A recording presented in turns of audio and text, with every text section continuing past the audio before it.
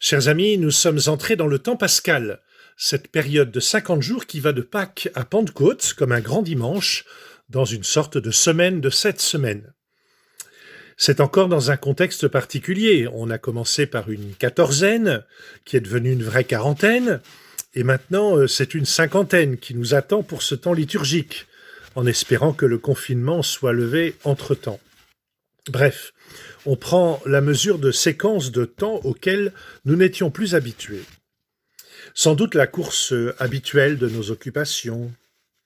Quand on est à la campagne, on garde probablement une attention plus forte aux saisons, et comme tout le monde, les rythmes scolaires et ceux des vacances. Dans notre confinement, il y a une dimension protectrice, on se met à l'écart pour ne pas contaminer et ne pas être contaminé, et nous devons nous en remettre civilement à la décision de ceux qui nous gouvernent et dont c'est la responsabilité. Ce temps nous dure et c'est éprouvant parce que ça bouscule nos repères habituels. Nous ne le maîtrisons pas, dépendant que nous sommes des évolutions de la maladie et des décisions de l'État en fonction. Mais n'est-ce pas une expérience à vivre dont il faut entendre quelques leçons pour ne pas seulement la subir ? La quarantaine du carême et maintenant la cinquantaine du temps pascal sont pour nous une autre forme d'appréhender le temps, dans la mémoire que ces séquences ont un sens profond pour la vie chrétienne comme pour la vie tout court. Prendre le temps, c'est accepter d'être dans un processus de croissance. La nature si belle ces jours, avec sa grande variété de couleurs printanières, est pour nous maîtresse de sagesse. En Limousin, le proverbe dit que ce n'est pas en tirant dessus qu'on fait pousser les poireaux. Le carême nous a fait prendre le temps du désert, l'encheminement, pour réentendre un appel de Dieu et laisser notre cœur se dépouiller de ce qui l'encombre.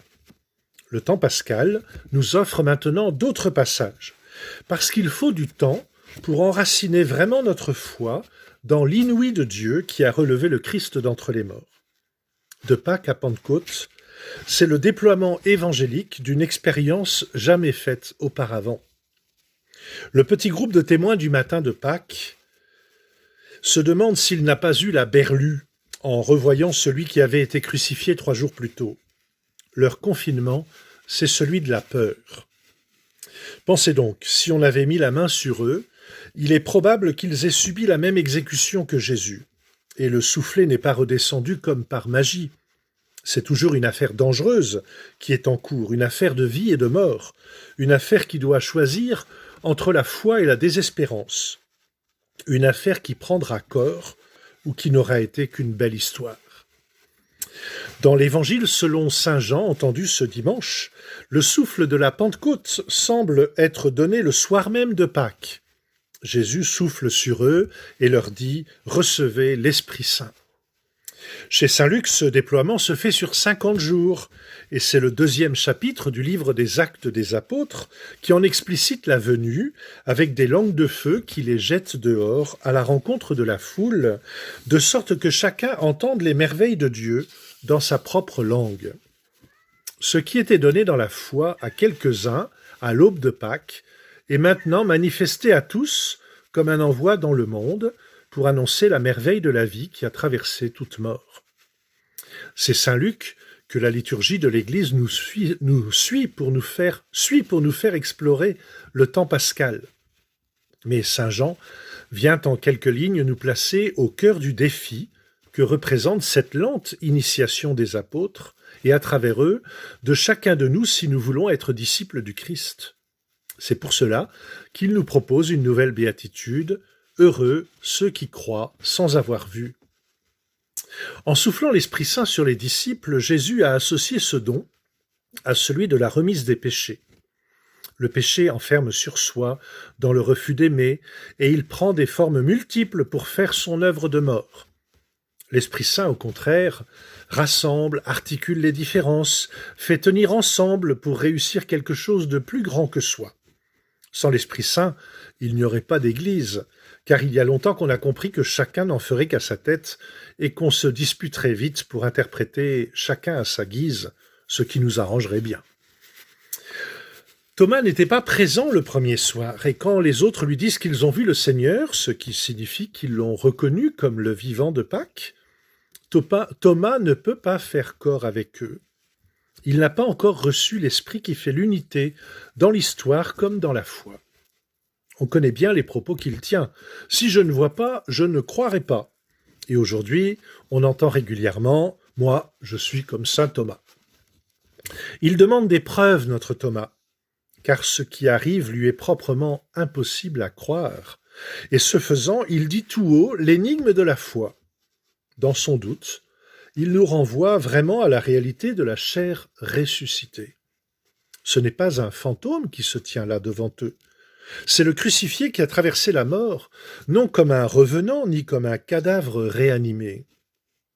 Il est une créature nouvelle, qui échappe à une reconnaissance immédiate, mais dont la vie nouvelle atteste la vérité de ce qu'il a fait et dit, au milieu d'eux, quand ils partageaient ensemble les routes de Palestine. Mon Seigneur et mon Dieu. Le cri de Thomas traverse la nuit de la peur et du doute. Il nous dit là où désormais nous devons chercher le Seigneur, le suivre et le servir.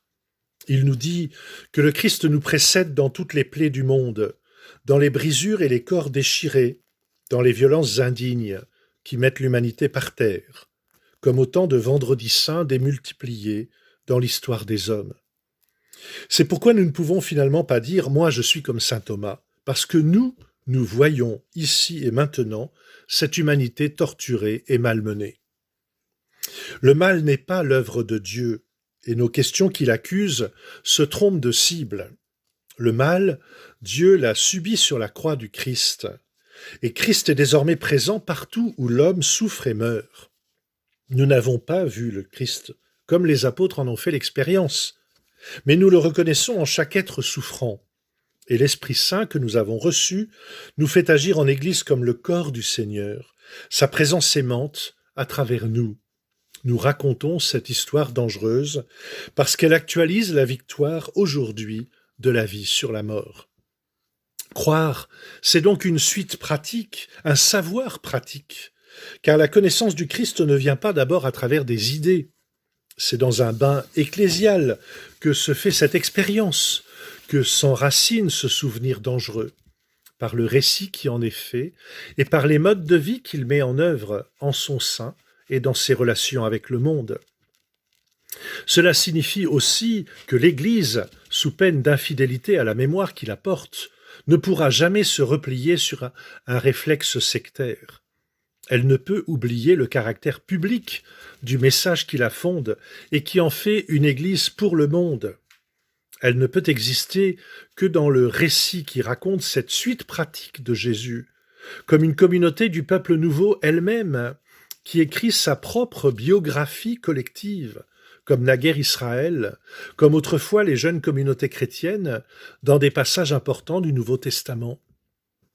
L'appel demeure plus que jamais adressé, que nous puissions raconter aujourd'hui encore des histoires concrètes de libération, au nom de celui qui, par sa passion et par sa résurrection, tient en lui-même la mémoire vive de l'engagement de Dieu pour tous les souffrants de la terre. Oui, Seigneur, je crois, viens au secours de mon peu de foi. Amen.